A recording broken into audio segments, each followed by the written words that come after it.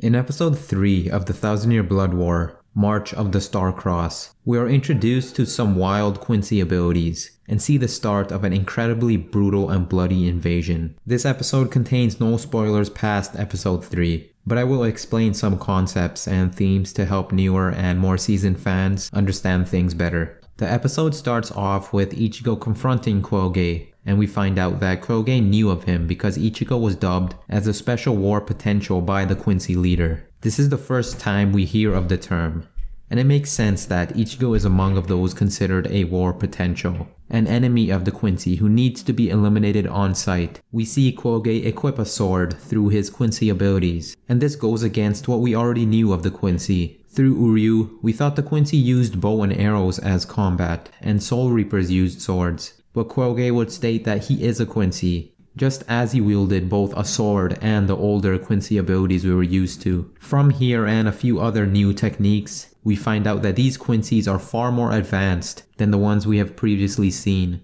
The next scene would be of the Gote 13 meeting, where Head Captain Yamamoto tells division leaders to ready for war tonight, as the attack in 5 days could be a rouse. And we would come to find out that Yama was right. It was as if he knew beforehand what type of strategies the Quincy might take, as if he had experience with the Quincy leader to know what he was thinking of, which as we will learn later on was also true. As Ichigo's fight with Quilge continues on, Ichigo remarks that the attacks of Quilge felt stronger than Uryu's. In response, Quilge says that shouldn't be possible. When Ichigo asks him to explain, Quilge says he has said too much. All of this hints at certain mysteries surrounding Uryu. Quilge implied that Uryu is even more powerful than himself, and all of this makes you think, what kind of power has Uryu yet to show us? Quilge would then follow up with the form we know too well, Let Sit Steal, which was the last resort attack Uryu used to decimate Mayuri in the Soul Society arc.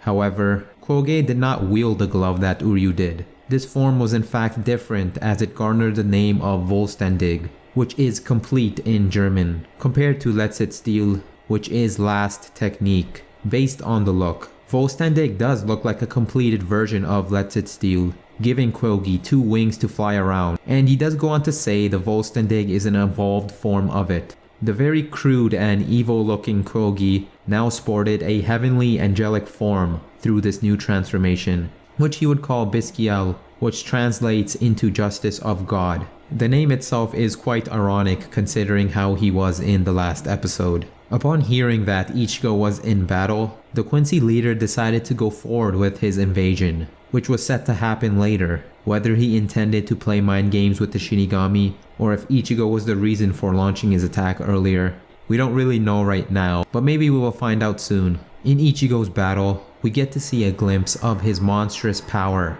With just a Getsuga Tensho, it shows you how far he has come, especially compared to the last time around in Hueco Mundo. Quilge would mention that he has to tell his majesty to increase the strength of his Blut. This infographic supposedly explains the ability, so I will briefly explain it since we don't have it in English. The Quincy all have the basic abilities of Blut Artery and Blut Vein, which refers to the blood in the veins and arteries. Veins lead blood from the body to the heart, and arteries push out the blood from the heart into the body. The Quincy send electrons of energy through their blood to increase offensive and defensive capabilities, with Blut Artery increasing offense and Blut Vein increasing defense. I won't explain more than that, as I'm sure we'll get an explanation later on. The fight will continue on with Quilge absorbing Reishi, even that of Orihime's Santan Keshin. Quincy gained their powers from the environment and used that for their attacks, whereas Soul Reapers generate the power inside their souls. We saw this with Uryu in the Soul Society, and Quilge uses something similar before he is swatted away by the massive freak that is Ayon, who I mentioned in my last video. Ayon dog walks Quilge, as if this was some Looney Tunes cartoon, and in the meanwhile, we see the return of one of the coolest Quincy, Ryuken. Oh yeah, and his son as well. Uryu is hard at work trying to find some information on the new Quincies. This shows you that Uryu himself was unaware of this Quincy uprising. He truly thought that he was the last Quincy, that he was the last hope of an exterminated race, and he held that burden for all of his life. But now he finds out that there are more of them, and they are attacking all of his allies, or at least his friends' allies. Uryu would confront Ryuken, and he would reply coldly, saying it's none of his business, and say while walking away that what you seek is not here. On the surface level, Uryu and all of us may think Ryuken is saying that to discourage Uryu from continuing his research, which is understandable. By the looks of it, this threat is massive, and he could be saying this to protect his son. But deep down, I feel Ryuken was in conflict with himself as well, just as Uryu was in the last episode. With his last words, he is quite literally telling Uryu in his own cold way that he will find nothing here, and he must search elsewhere. And Uryu notices that after a while, later on in this episode. We would then see Shino and Ryunosuke, whom I had an analysis of in my first video of this series. Ryunosuke asks Shino why are Quincy and Soul Reaper's enemies, and Shino gets angry, only to realize that she doesn't know herself. Majority of the Shinigami would have a similar reaction, and this helps us understand how much the Shinigami know about their past, about their enemies. It shows us that things are hidden from them. They do not know the full story, and they are simply cogs in a wheel that serve their function. How many individuals truly know about the past of the true races? Well, by the looks of it, very few characters do. I'll make a video soon explaining and speculating the past, and it will have Thousand Year Blood War and light novel spoilers, so keep an eye out for that video. The two would get interrupted by Aizen's son, 6th seat Kajomaru. He isn't actually Aizen's son, that was just a joke, but just based on the look of him, you can tell he was sort of inspired by Aizen. Kajomaru would explain the conflict between the two races, and as he would do that, Uryu would find an old book of his old master, his grandfather, Soken Ishida. While Kajomaru would explain the conflict between the two races, Uryu would shudder while reading this book and even break into a sweat. Uryu knew of the conflict between the two races, and so this all makes you wonder, what exactly is he reading to make him react like that?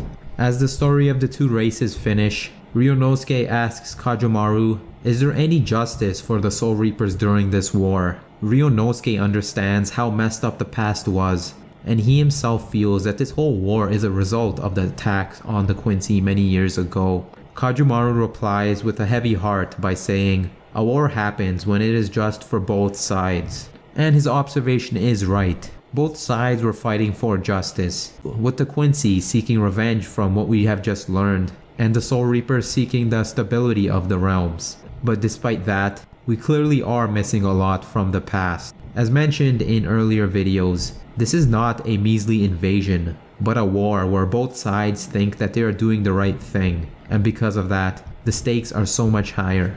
This conversation segues perfectly into the next scene, which has Yama and Mayuri revealing that Mayuri and his division killed 28,000 citizens of Rukangai, which is what we saw Ikkaku and Yumenchika investigate earlier. We saw the Quincy's mentioning how the balance of the world should collapse soon as a result of all the hollows that have been killed, but this explains to us why it has not happened. Mayuri and his squad went ahead to take out the same amount of souls in the Soul Society to bring back equilibrium. This was also hinted at slightly through the visuals in the first episode, but in the manga it was more fleshed out, as we got some hints about it earlier on, mainly through Izuru Kira. Mayuri would go on to say that he did the right thing, whereas Yamamoto did not approve of such measures without consulting him. The fact that 28,000 citizens of Rukangai had to be taken out to bring back balance shows you just how many hollows the Quincy exterminated in such a small period. This must have been a tough decision to make, but someone like Mayuri who sees the bigger picture did not hesitate to go through with it. What do you think of this decision? Mayuri himself thought he was right, and through the moral theory of consequentialism, which focuses on the result rather than the action, he was right. However, through deontological ethics, which puts more weight on the action rather than the result, it was the wrong move as he was responsible for taking away 28,000 souls. Something that he did not have permission to do. If you're interested in morality and stuff like this, check out the first ever video I made on my channel for a longer explanation of the moral theories. Yama and Mayuri's conversation was further characterized by the light and the dark, as well as the conditions of the surrounding area. Yama is standing in the light, in the burnt, destroyed surroundings, whereas Mayuri is standing in the dark, with everything around him intact. Yamamoto is someone who would do things by the book, someone who gives out orders and expects others to follow them, someone who prefers such matters to be reported on before acting, and someone who would possibly avoid doing what Mayuri did. And this is characterized by him standing in the light, whereas Mayuri is enshrouded in darkness. He does what is necessary for the greater good, even if it means sacrificing his own people, doing things without seeking approval. You can also say that Yama is focusing more on the act of sacrificing 28,000, and Mayuri is focusing on the consequences of it. Furthermore, the area that Yama is standing in is destroyed, perhaps showing us that his perspective will bring upon ruin, or maybe it already has, and Mayuri's area is pretty much intact, perhaps telling us that his perspective will bring the least destruction for their kind. This is further shown through what Mayuri says next, as he drops an absolute bombshell. All of this is happening because you didn't end that man's life years ago. This indicates that Yama had a battle with the Quincy leader, and could have killed him, but for whatever reason he did not. Through the comparisons said earlier, it could be possible that Yama let him go because he considered that the right thing to do, rather than focusing on the future consequences. Also, it could be that Yama was not able to kill the Quincy leader, that he was just not powerful enough. Another important note was that no one speaks to Yamamoto like that, and so that leads you to believe that perhaps what Mayuri is saying was correct. All of this brings up many questions, and it helps to explain how Yama was able to predict the Quincy's war bluff earlier as well, as he might have came into contact with the Quincy leader. I have a lot of speculation on what happened between Yama and the Quincy in the past, and I will make a separate video on this in the future. The next scene will bring us back to Ichigo's battle. Quilge would activate his Reishi absorption once more, and he would absorb Ayon. The holy, angelic figure now has become twisted, like a corrupted fallen angel, through the enslavement of Ayon's Reishi. It was as if the person he was inside had manifested into a real form.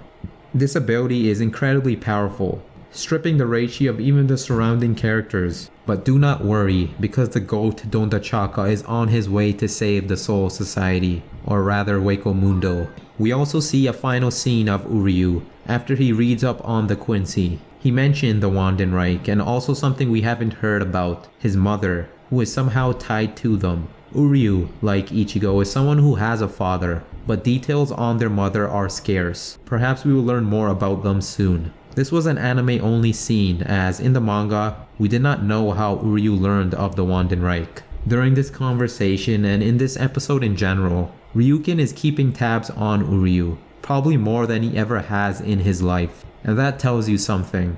He often says stuff like, "This is none of your business," and I feel he truly does not want Uryu to get involved, because once he finds a glimpse of what is happening, he may take this matter into his own hands. We did hear Ryuken early on in Bleach warning Uryu not to dabble in the affairs of Soul Reapers, and maybe this could be why. But at the same time, the more he says things like "it's none of your business," the more interested Uryu becomes. And so perhaps he is torn on what he wants his son to do, or maybe he is just guiding Uryu down a path of getting involved in his own way, as mentioned earlier. Ryuken barely said anything, and that alone was enough for Uryu to throw a hissy fit. So maybe Ryuken is taking into account how Uryu would react. "I hate you, Dad." The next scene would be the long-awaited invasion that the previous episodes have been hinting at. Massive pillars of energy, glowing flames of Reishi would rise from the grounds of the Soul Society, signifying the initiation of the Quincy invasion. We would see our first glance at some of the beloved lieutenants, and we'd see some action right off the bat, as Lieutenant Kira is taken out. This is an incredible change of pace. We've never seen a character of interest taken out so quickly without even a fight, further emphasizing that this is a threat on a different level. Kira would have his hand blown off, with his Zanpakuto in that hand, as if it was too heavy for him to hold. Was that joke too soon? Anyways, in the manga, Kira did have more time to shine. He was actually the one who figured out what Mayuri did to stabilize the souls before anyone else, but this was cut out from the anime. It wasn't a big moment, but it did show how intelligent and perceptive Kira was. It also gave us a glimpse at his morality, so I am sad it was cut out since I do like his character. But I do understand why it was removed since it wasn't a massive moment. Continuing on, we would see some seated members readying up their shikais, but unfortunately we wouldn't get to see them as this hooded man comes out guns blazing, blowing heads up with just his finger. From there, we'd see a glimpse of a group known as the Stern Ritter, the group that our beloved characters would soon face off in future episodes. And that, ladies and gentlemen, was the end of the episode. This episode covered 6 chapters in total. This was the highest amount of chapters per episode so far in the Thousand Year Blood War, spanning from chapter 489 to 494. So it makes sense that many scenes were skipped out. This is an incredibly fast pace the Thousand Year Blood War is currently running on. Personally, I'm a big fan of Bleach and I would have enjoyed more content, more episodes, but those are just my thoughts. What do you all think about the pacing so far? Let me know in the comments. This episode also had many older soundtracks show up, and I'm sure many of you Bleach fans noticed. We had Battle Ignition, Hollowed, Precipice of Defeat, and one of my favorite soundtracks of all time, in Never Meant to Belong. I'm thinking of doing some videos on the soundtrack of Bleach, and so if you guys are interested, let me know. Also, let me know if you guys want me to continue these episode analysis and reviews, or if I should focus on more high quality videos. These videos have not been doing well so far, so let me know of any feedback or anything else you may want me to talk about. See you all next week.